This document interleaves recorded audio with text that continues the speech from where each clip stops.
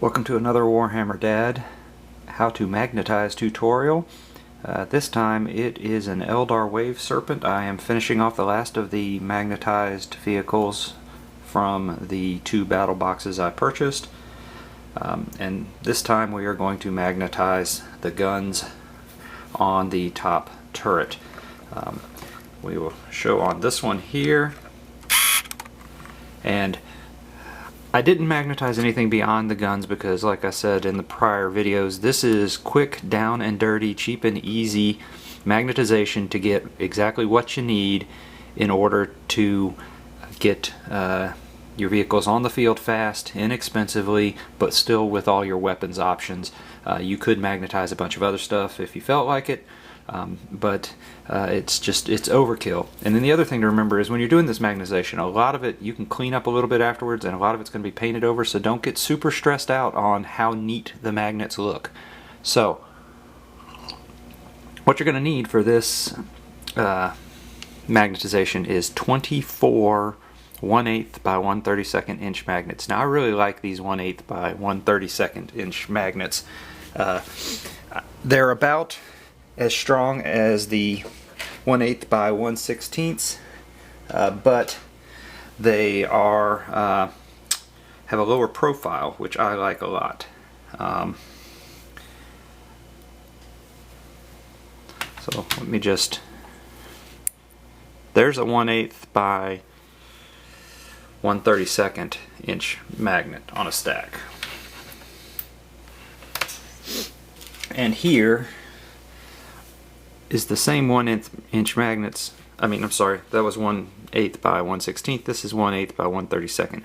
Much lower profile, so keeps them out of the way, and still pretty strong. Not quite as strong, but still pretty strong. So you're going to need 24 of those.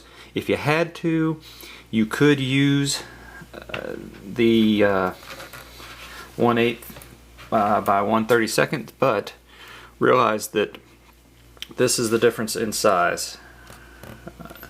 So you're going to, there is going to be a profile difference. You're going to have to drill a little deeper, and they will probably show a little bit if you use this method to do it.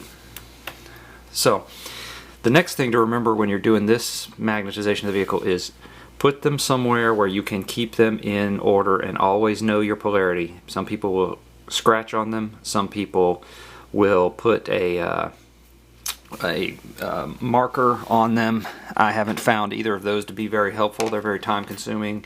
The marker washes off. What I do is I stick them on something like this, and then I know always that that's the top and that's the bottom, and I pull them off one at a time and keep the orientation. And if I drop it or I fumble it, I am not afraid to take it. If I pull it off, usually I use the side of a blade to do it. So if I pull it off and I just drop it back on, and now it's back in polarity, and I don't have to worry about scratching it and all that stuff. Alright, so now on to the easy part. I do not magnetize this. A lot of people will put a magnet there and a magnet here. I don't see why bother. They stay pretty well. I don't have a problem. I also do not magnetize this. Some people will clip this little pin here, put a magnet here, but I pull it off to store it anyway, and I'm not flipping it upside down on the battlefield, and if my weapons both get destroyed, I pull both these off anyway. Alright, so what you've got are, you get 10 weapons, 2 of 5 different types with each battle box, so I've got a total of 20. Each weapon takes 2 magnets. You have your turret here, build your turret. That's going to take 2 magnets as well, and then you have your little shoulder pads. These also take 2 magnets. These take 2 magnets as well. That was a spare from a different thing. So first thing I do is I do this one. You clip it down a little bit, and then you just glue your magnets on flush, making sure that they stay in the proper orientation, because at the end everything's going to face this way. It's going to be just like, think about all the magnets are going to face just like that. So this side, so for me, the top, when I stack them, will always face to the left. The bottom will always face to the right. And what that will do is give you more ability to switch and mix match later. Alright, so glue these 2 on. That part is done. This is really simple. Now you take each weapon. Now these weapons have a little hole that was going into a small peg. You're going to have to drill that out to a 1/8 inch size. It barely fits, and you see I did not do a wonderful job, but it's going to get painted. Magnet on this side, and then go through and do all of the right side or the left side, whichever you want to do first, down all your weapons. By the time you're done, it'll be dry enough probably to come back and do the other side. The second side is really easy because if you've got your polarity right, the other magnet's going to pull it right there and hold it in place. Alright, once those are dry, you can stop right there if you really feel like it. And now you can mix and match all your weapons.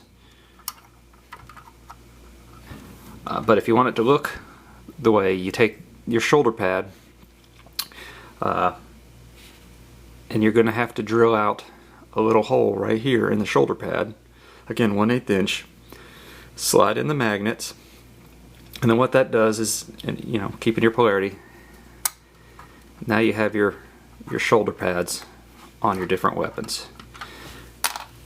And that is the extent of it. Now you can move them, change them, do whatever you want. Shoulder pads come off. And if you notice, as long as you keep that polarity right, it can be on this, you know, it could be on this side, or you can flip it over and put it on that side, and that's the important thing. So that is really the end of this tutorial. I really enjoyed this model actually. It was pretty easy. It's pretty cool to have all these options, and then with two of them you've got a pretty good little tank that's also a transport. So that is the end of this Warhammer Dad tutorial. It's super quick, super easy. Hey, if you mess up, you can always pull these back off there. The only ones that are really hard is once you've shoved them down into one of these turrets. They are a real pain to get out. So if you don't take anything from this, take this little trick here, and then always just pull them off one at a time and keep your orientation right. Keep them all that way and everything will be okay. And then make sure you do it the same for, if you do multiple ones, always go back and double check on your other ones so that you can go between vehicles. Alright, and that is it for this Warhammer Dad magnetization tutorial.